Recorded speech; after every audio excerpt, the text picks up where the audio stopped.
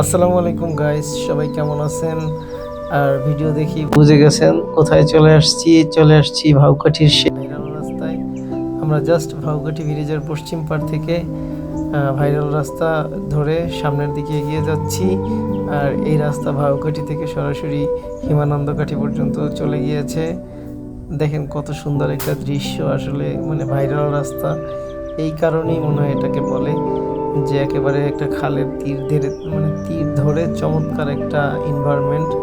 আর রাস্তাটাও যেমন অনেক সুন্দর করে করা হয়েছে, তার পাড়টাও কিন্তু একেবারেই পরিষ্কার ছিল। না কোনো কচুরিপানা, না কোনো খালের মধ্যে কোনো কচুরিপানা ছিল না তেমন। তারপরে রাস্তার পাশে কোনো জঙ্গল ছিল না, বন জঙ্গল ছিল না। আসলে দেখতে অনেক ভালো লাগছিল। আর বিশেষ করে যখন বৃষ্টির পরে রোদ ওঠে তখনকার ভিউটা কিন্তু একটু অন্যরকম থাকে। তো খুবই ভালো লাগছিল। আর চলেন সামনের দিকে যাই, দেখি কি কি আছে। আর ব্রিজগুলো অনেক সুন্দর করা হয়েছিল, প্রতিটা ব্রিজ রং করা, বিশেষ করে রাস্তার দুই পাশে রাস্তায় যে মার্কিংটা টানা হয় সাদা, ওইটা টানা। সো ওইটার জন্য কিন্তু কালোর উপর সাদা আরও ভালো লাগছিল রাস্তাটাকে। আমার বাসায় দিকে হলেও আমি কিন্তু এটা প্রথমবারের মতো গিয়েছি এখানে, আর সেই ভিডিওটাই আপনাদের সাথে শেয়ার করছি। চলেন উপভোগ করি বাকি ভিডিওটা।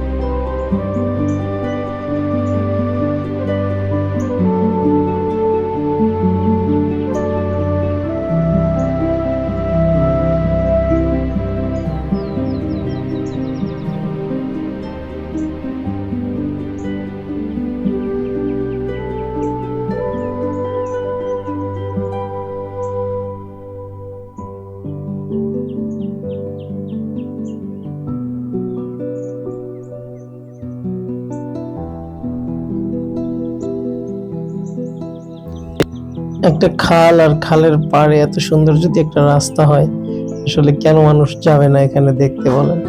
না যাওয়ার কোনো কারণই নেই।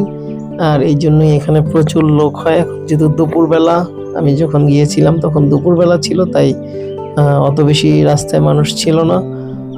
কিন্তু আসলেই সুন্দর ছিল। তাই আপনারা যদি মানে কোলাহল পছন্দ করেন, মানুষজন পছন্দ করেন, তাহলে একটু দেরি করে বের হবেন, তাইলে প্রচুর লোক থাকে রাস্তায়। আর যদি না আপনারা চান যে না একেবারেই নিরিবিলি একটা ছিমছাম অবস্থায় যাবেন, তাহলে হচ্ছে সকাল থেকে দুপুর পর্যন্তই ভালো হয় যাওয়ার জন্য। তো দেখেন প্রতিটা ব্রিজ কিন্তু খুব সুন্দর করে করছে। একটা চমৎকার একটা এনভায়রনমেন্ট পাওয়া যায় পুরো রাস্তায়। যারা প্রকৃতি পছন্দ করেন এবং যারা বাতাস পছন্দ করেন, খোলা বাতাস, তাদের জন্য কিন্তু খুবই ভালো হয় এখানে যাওয়াটা। তো যদিও ওটা